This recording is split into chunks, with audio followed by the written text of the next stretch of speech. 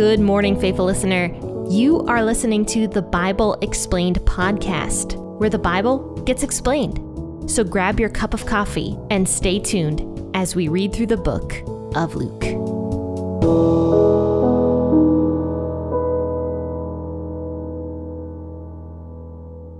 Happy Tuesday, faithful listener. Thank you for tuning into the Bible Explained podcast this morning. And you know what? I hope you had a really great Labor Day yesterday, and that you were able to relax and enjoy yourself, whatever you were able to do. Let me know what you did, actually. Go over to facebook.com/P40 Ministries and send me a little message about what you did for Labor Day weekend. I love to hear about you guys. Or you can send me a prayer request or anything else that you are, struggling with and need prayers for. I'd be happy to hear them and write you down in my little prayer journal. But okay, let's go ahead and read Luke chapter 17, verses 20 through 37. And this is a lot. This is going to be kind of in depth a little bit because it is talking about what many people consider to be the rapture. So let's see what Jesus has to say about this. I'll be reading out of the WEB version of the Bible this morning. Please feel free to read the version you prefer to read out of. Grab that cup of coffee or that cup of tea and let's jump right in. Being asked by the Pharisees when God's kingdom would come, he answered them, God's kingdom doesn't come with observation. Neither will they say, look here or look there. For behold, God's kingdom is within you. He said to the disciples, the days will come when you will desire to see one of the days of the Son of Man, and you will not see it. They will tell you, look here or look there.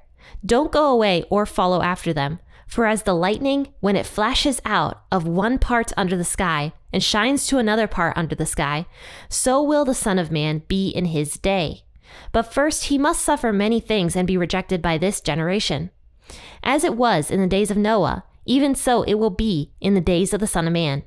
They ate, they drank, they married, and they were given in marriage until the day that Noah entered into the ship, and the flood came and destroyed them all.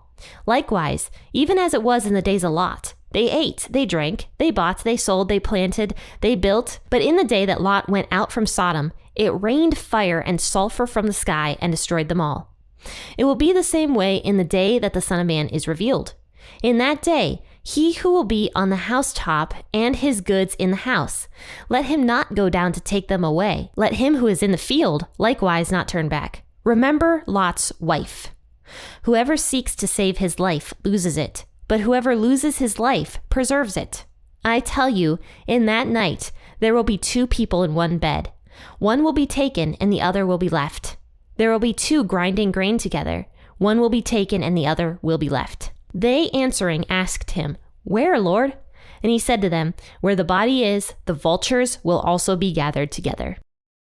So verse 20 and 21, the Pharisees bring up this idea of God's kingdom. You remember that the Pharisees were very much looking for God's kingdom. They were looking out for the Messiah. They wanted the Messiah so bad, but finally when the Messiah comes, who was Jesus, they were like, nah, he's not good enough. He's not the Messiah. No way. He can't be the Messiah. So they didn't like Jesus being their Messiah. So of course they're arguing with Jesus, when's the Messiah going to come? So Jesus basically shuts them down pretty hard, and he's kind of like, look, God's kingdom doesn't come with observation the way they are trying to do it, clearly. And he says, you can't just say, look here or look there, because God's kingdom is within you. So Jesus is relaying the idea that he lives within us, that God's kingdom is here among us. And he was even saying that to the Pharisees in a way, that God's kingdom was there with them. And when we accept the fact that Jesus is the Messiah, it actually says in the Bible that the Holy Spirit comes in and he lives within us. So God's kingdom is here. It's within us. It's here within us. So then Jesus goes into more about God's kingdom, I suppose, and the second coming of himself. So Jesus' second coming down to earth. So he starts talking to his disciples and he says here, the days will come when you will desire to see one of the days of the Son of Man, and you will not see it. So everyone is desiring to see Jesus' second coming. Everyone is. And from the time that Jesus went back up into heaven, people have been desiring it. And there were generations, centuries of people who have not seen Jesus' second coming. And still here today, we are still waiting for Jesus to come again. So many people have waited, longed for Jesus' second coming, but have not seen it. And whether or not we're going to see it in our lifetime, I don't really know. And Jesus doesn't give us a day that he's going to come back. In fact, it says in the Bible that even Jesus himself does not know the day he's going to come back. Only the Father knows of that day. So if Jesus doesn't know about it, we're not going to know about it. We might be one of these people who desire to see Jesus' second coming, but never do. And that might be in our kids' generation that they get to see it, or our grandkids, or who knows. We don't know yet, though, when Jesus is going to come back. And Jesus even kind of says that because he says in verse 23, they're going to tell you, look here or look there, but don't go away or follow after them, for as lightning, that is how Jesus is going to come back. So we have pretty crazy thunderstorms out here. And sometimes you don't even know they're there until it's just like boom, like the loudest thunderbolt you could possibly hear. So these thunderstorms come on us really, really fast, basically, is the point I'm trying to make. And all of a sudden, you just see this lightning zip across the sky. And it's like, whoa, that's so cool. But that's how it's going to be when Jesus comes back. It's just going to come on you like, holy cow, it's just there. And then as the lightning zips across the sky, Jesus is there. And we have to watch out for that day.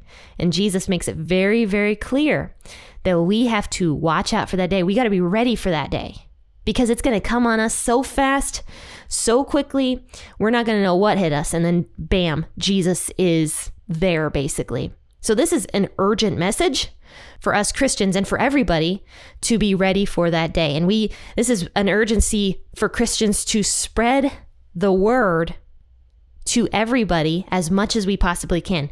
Evangelize, evangelize, evangelize. Because Jesus is going to come in a day that we don't know, possibly in our lifetimes. We don't know. And suddenly, that's it. Jesus is going to take us, just like it says right here. So a lot of people aren't sure if the rapture is for real or not. And there's so many arguments about it, and I'm not going to get into each individual argument, but I am going to say that what Jesus is saying here in Luke chapter 17 is the truth. Jesus talks about how one person is going to be taken and the other person is going to be left. He talks about his second coming and how it's going to be quick, fast.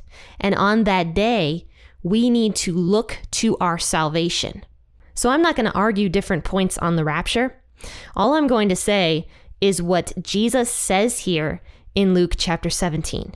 I know that this is the truth, what Jesus says here. Anything else that anybody tries to tell you about the rapture, if it's not biblical, then it's just their own opinion. I just should throw that out there also. So really stick to what the Bible has to say. I know that the Left Behind books are very, very popular. And honestly, they kind of screwed me up pretty badly, I'll be honest. But the point is that we don't know when Jesus is going to come. Some people say he's going to come before the tribulation. Some people say he's going to come right in the middle of the tribulation. Some people think he's going to come at the end and rescue us. To me, it's not worth arguing it, because Jesus is just going to come when he comes, and we just got to be ready for it whenever it is. It says, first, Jesus must suffer many things and be rejected by this generation.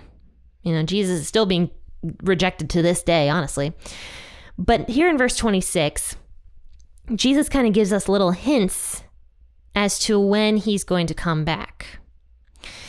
As it was in the days of Noah, even so it will be in the days of the Son of Man. So you guys remember, we talked about Noah way back in Genesis. The days of Noah, it says the world was filled with violence. There was nobody righteous left on earth except for Noah. He was the only guy. It actually doesn't even say that Noah's family was. It just says Noah was the one that walked with God. But They still ate, they still drank, they still married, they still were given in marriage until the day when Noah entered into the ship. The flood came and destroyed them all. So things, even though things were bad, even though things were super violent, even though there was crazy stuff going on in the world at that time, people were still kind of living their lives as normal in the days of Noah. They were still eating, drinking, partying, having fun, going to marriage parties, because back in Jesus' day, don't forget, a marriage ceremony was like the funnest thing you could do.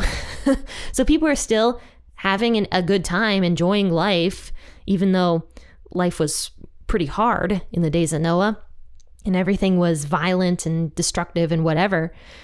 But people still kind of lived normally. And that's how Jesus says the days are going to be when he comes back again as well. It's going to be similar to the days of Noah and also similar to the days of Lot. Don't forget Lot either. Lot lived in the city of Sodom and Gomorrah, rather the two cities. He lived there.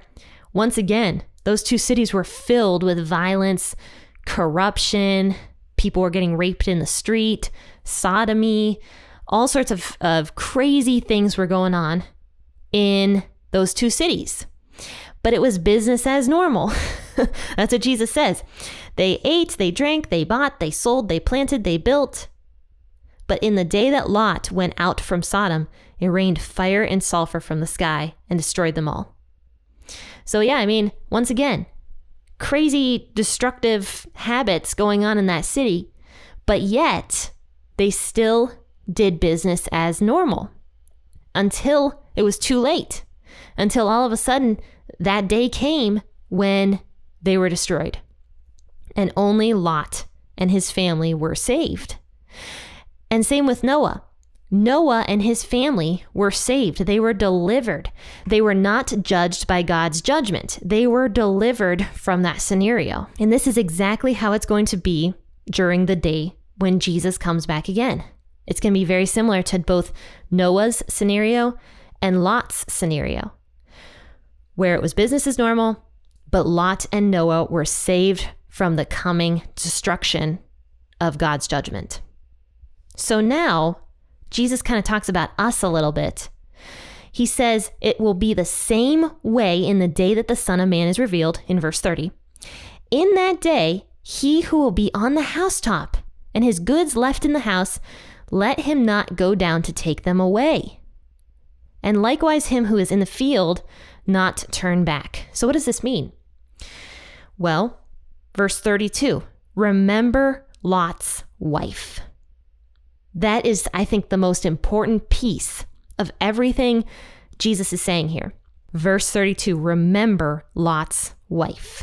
So even though Lot and his family were saved from the judgment, from the destruction, Lot's wife was not saved because she turned around, she looked back, she loved that city, she loved the world, she loved her earthly possessions so much that she turned around, she looked back at everything she was leaving behind, and she was consumed. She became that pillar of salt.